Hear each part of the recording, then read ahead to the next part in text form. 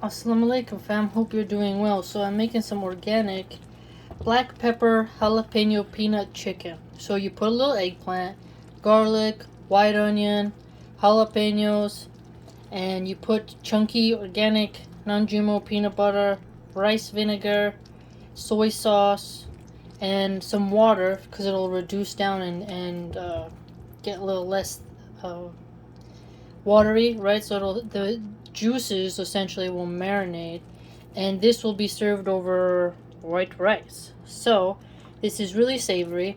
I also put in a little bit of turmeric and caraway seeds. So it really has a unique dynamic flavor that's both savory and nutty, but also spicy. And I also put a little bit of sesame seeds in there just to give it a really unique profile. So alhamdulillah, you can try that and see how you like it.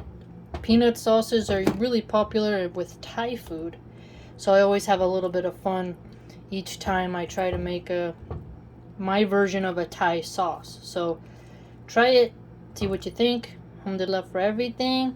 Have a good night.